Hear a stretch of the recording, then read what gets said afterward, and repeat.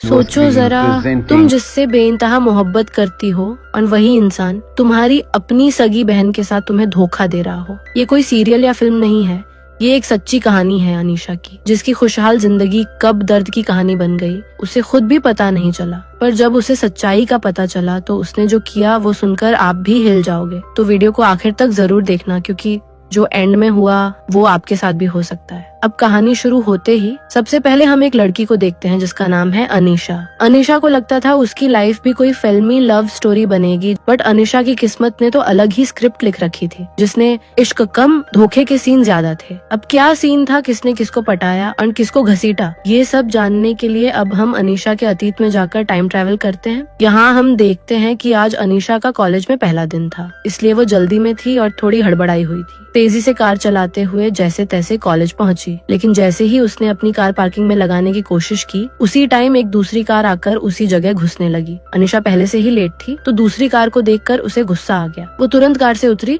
और सामने वाली कार के ड्राइवर पर चिल्लाने लगी। तभी उस गाड़ी से जो बंदा उतरता है उसका नाम सियाम होता है। अब मजे की बात ये थी कि सियाम कोई आम बंदा नहीं था, वो उसी कॉलेज में लेक्चरर था। सियाम जैसे ही उतरा उसने अनीशा से माफी मांगी और बोला, ये पार्किंग प्रोफेसर्स के लिए रिजर्व होती है, लेकिन कोई बात नहीं, तुम यहीं लगा लो। अब मैडम को जैसे ही पता चला कि वो प्रोफेसर है, उसके तो होश उड़ गए और शर्म से लाल होकर बार बार सॉरी बोलने लगी। जैसे ही अनीशा क्लास में पहुंची, सामने से वही प्रोफेसर आता है जिससे अनीशा ने सुबह पंगा लिया था। मन ही मन सोचने लगी, हे बाप रे, ये तो वही है। वो अपनी किताब से मुंह छुपाने लगी, क्योंकि दिमाग में बस वही फ्लैशबैक घूम रहा था। तभी उसकी बगल में बैठी उसकी फ्रेंड पूछती है, अरे ये प्रोफेसर सियाम सिंगल है क्या? असल में क्लास में कुछ लड़कियां ऐसी होती हैं जो अगर कोई यंग और स्मार्ट प्रोफेसर देख लें तो सबसे पहला सवाल यही होता है, सिंगल है या नहीं। और अनीशा की ये फ्रेंड भी बिल्कुल वैसी ही थी। अब मजे की बात ये थी कि इस सवाल का जवाब खुद सियाम क्लास में दे देता है। वो हंसते हुए कहता है कि हाँ, मैं सिंगल हूँ। फिर थोड़े सीरियस होते हुए बताता है कि उसके मम्मी पापा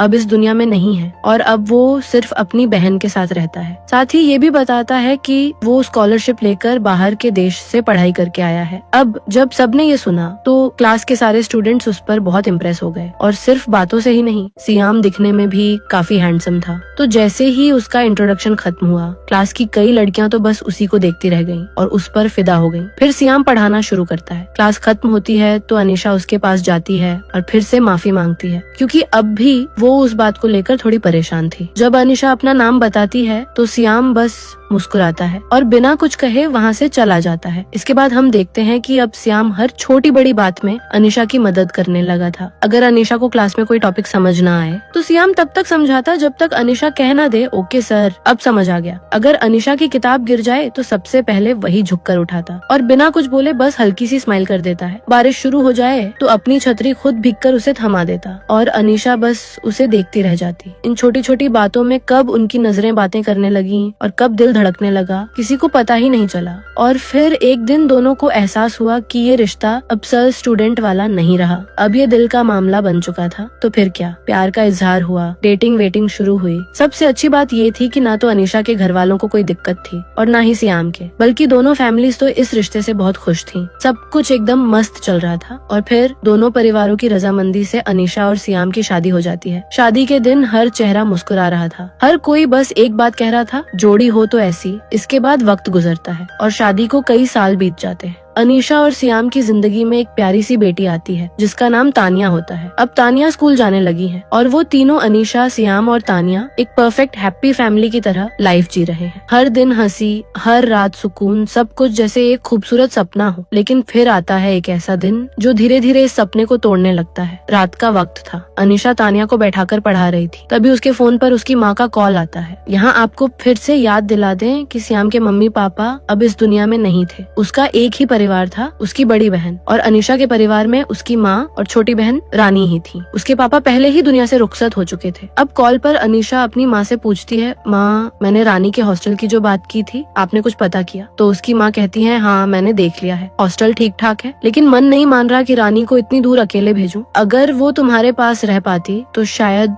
बेहतर होता। ये सुनकर अनीशा थोड़ी सोच में पड़ जाती है। वो पूछती है, माँ क्या आप सच में चाहती हैं कि रानी हमारे साथ रहे? इस पर माँ तुरंत बोल देती है, अरे नहीं नहीं, मैंने तो बस ऐसे ही कह दिया था, तू टेंशन मत ले, मैं हॉस्टल का इंतजाम कर दूंगी। अब कॉल कट हो जाता है, लेकिन माँ की वो एक लाइन, अगर रानी तुम्हारे साथ रह पाती, अनीशा के दिमाग से निकलती ही नहीं। वो बार बार यही सोचती रही, क्या वाकई रानी को हमारे साथ रख लेना चाहिए? इसी उलझन में जब रात को श्याम घर लौटता है तो अनीशा उससे बात शेयर करती है। वो पूछती है, अगर रानी हमारे साथ रहे तो आपको कोई प्रॉब्लम तो नहीं होगी ना? अब क्योंकि श्याम एक बहुत अच्छा इंसान था, वो मुस्कुराकर कहता है, अगर तुम्हें और रानी को कोई दिक्कत नहीं है तो उसे हमारे साथ रख लो, मुझे बिल्कुल कोई परेशानी नहीं। श्याम की ये बात सुनकर अनीशा का मन हल्का और खुश हो जाता है और फिर प्यार से श्याम से कहती है, तुम तो दुनिया के सबसे बेस्ट शौहर हो, मैं आपसे बेइंतहा मोहब्बत करती हूँ। अब जब सब कुछ तय हो जाता है, कुछ दिन बाद अनीशा और श्याम माँ के घर जाते हैं रानी को साथ लाने के लिए। रानी भी तैयार होकर उनका बहुत ही बेसब्री से इंतजार कर रही थी। जाने से पहले अनीशा की माँ बस एक ही बात कहती है, रानी का ध्यान रखना, उसे कोई दिक्कत नहीं होनी चाहिए। तो अनीशा और श्याम मुस्कुराकर कहते हैं, माँ आप बिल्कुल चिंता मत करो, हम उसका अच्छे से ख्याल रखेंगे। इसके बाद तीनों साथ में गाड़ी में बैठते हैं और घर लौट आते हैं। घर पहुंचने पर अनीशा रानी को एक अलग कमरे में लेकर जाती है। रानी को नया कमरा बहुत पसंद आता है। कमरा अच्छे से सजाया गया था। अनीशा उसे मुस्कुराकर कहती है, हमने ये कमरा खास तौर पर तुम्हारे लिए सजाया है ताकि तुम्हें कोई परेशानी ना हो। रानी भी ये देख के बहुत खुश हो जाती है। फिर अनीशा उसे प्यार से समझाती है, अब तू नए कॉलेज जा रही है ना रानी, तो थोड़ा संभल कर रहना, क्योंकि इस शहर के लड़के लफंगे टाइप के हैं, इसलिए फालतू के चक्कर में मत पड़ना। और हाँ, अगर किसी से दिल लग जाए तो बात अलग है। फिर रात होती है। अनीशा और श्याम बैठकर बातें कर रहे होते हैं। अनीशा सुकून की सांस लेकर कहती है, हमने रानी को अपने पास रखकर एक बहुत बड़ा फर्ज निभाया है। तभी श्याम कहता है, इतनी जल्दी खुश मत हो, ये पहली बार है जब हम किसी जवान लड़की की जिम्मेदारी उठा रहे हैं। ये जिम्मेदारी आसान नहीं है, बहुत बड़ी बात है। अब सीन बदलता है और सुबह के 11 बज रहे होते हैं, लेकिन रानी अभी तक तैयार नहीं हुई है। उसका पहला दिन है कॉलेज में और अनीशा थोड़ी परेशान हो जाती है। वो सोचती है, अगर पहले ही दिन रानी लेट पहुँचेगी तो आगे क्या होगा। इसलिए वो रानी से कहती है, चलो बेटा जल्दी तैयार हो जाओ। कुछ देर बाद रानी तैयार होकर दरवाजे पर आती है, लेकिन अनीशा सीधे कहती है, तुम अपने जीजू के साथ कॉलेज चली जाना। रानी एकदम चौंक जाती है, क्या, पर क्यों? तब अनीशा कहती है, आज मैं बहुत लेट हो गई हूँ, मुझे तानिया को स्कूल छोड़ने जाना है और फिर अपनी बेकरी शॉप पर भी जाना है। यहाँ आपको बता दें, अनीशा को पहले से ही केक बनाना और नए नए फ्लेवर में एक्सपेरिमेंट करना बहुत पसंद था। शुरुआत में वो इसे बस एक शौक मानती थी, लेकिन एक दिन श्याम ने उसके बनाए कपकेक खाए और उसे कहा, तुम्हें अपनी बेकरी खोलनी चाहिए। बस फिर क्या था, श्याम की मोटिवेशन से अनीशा ने बेकरी खोल ली और आज उसकी बेकरी एकदम बिंदास चल रही है। और तभी हम देखते हैं रानी श्याम के साथ कॉलेज जाती है। कॉलेज पहुंचते ही श्याम उसे मुस्कुराकर ऑल द बेस्ट कहता है। रानी सिर हिलाकर जल्दी जल्दी क्लास की ओर बढ़ती है। तभी एक लड़के पर कैमरा जाता है जो रानी को घूर कर देख रहा था, यानी बुरी नजर से देख रहा था, लेकिन रानी इतनी जल्दी में थी कि उसने उस लड़के को देखा तक नहीं। अब सीन कट होता है और कैमरा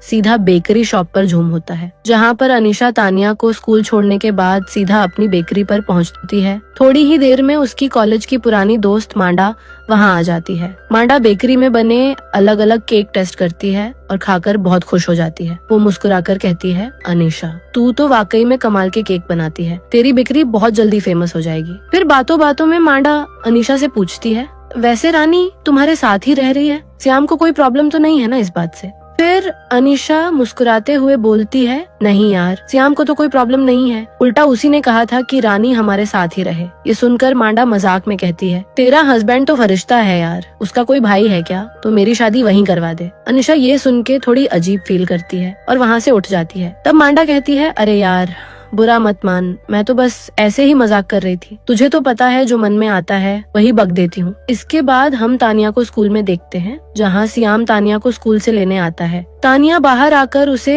एक पेंटिंग दिखाती है जो उसने अपनी फैमिली की बनाई थी। श्याम पेंटिंग देखकर बहुत खुश होता है। वो तानिया की खूब तारीफ करता है। फिर दोनों हंसते हुए घर लौट आते हैं। रात का समय होता है, सब लोग खाना खाकर उठते हैं। तभी रानी नोटिस करती है कि श्याम बर्तन धो रहा है। रानी अनीशा से कहती है, दीदी जीजू बर्तन धो रहे हैं। अनीशा मुस्कुराकर कहती है, अपने पापा भी ऐसे ही मम्मी का हाथ बटाते थे और श्याम भी बिल्कुल वैसे ही है। कभी कभी तो मुझे श्याम में अपने पापा की झलक दिखती है। ये सुनकर रानी के चेहरे पर भी एक प्यारी सी मुस्कान आ जाती है। अब आधी रात का समय होता है और घर में सब सो चुके होते हैं। तभी सियाम को प्यास लगती है तो वो उठकर किचन में पानी पीने जाता है। सियाम पानी निकाल कर पीने लगता है कि तभी रानी भी पानी पीने के लिए बाहर आ जाती है बिना हिजाब पहने। जैसे ही दोनों की नजरें आपस में टकराती हैं, दोनों चौंक जाते हैं। रानी एकदम शर्म से घबरा जाती है और जल्दी से अपने कमरे में भाग जाती है। सियाम भी बिना कुछ बोले वापस अपने कमरे में आ जाता है। अनिशा की भी नींद खुल जाती है और पूछती है क्या हुआ, कहाँ गए थे। सियाम कहता है बस पानी पीने गया था, वहाँ रानी भी आ गई थी बिना हिजाब के। ये सुनकर अनीशा सीरियस हो जाती है और कहती है ठीक है, मैं उससे कह दूंगी कि जब भी कमरे से बाहर निकले हिजाब पहनकर ही निकले। इसके बाद वे सब सो जाते हैं। अगले दिन अनीसा रानी को कॉलेज छोड़ने जाती है। रास्ते में अनीशा रानी से कहती है रानी एक बात ध्यान रखना, बीती रात तुम हिजाब के बिना बाहर आ गई थी। सियाम ने कुछ कहा नहीं, लेकिन वो बात उसे खटकी जरूर थी। तो अब जब भी कमरे से बाहर आओ हिजाब पहन लिया करो। रानी कहती है ठीक है दीदी, आगे से ध्यान रखूंगी।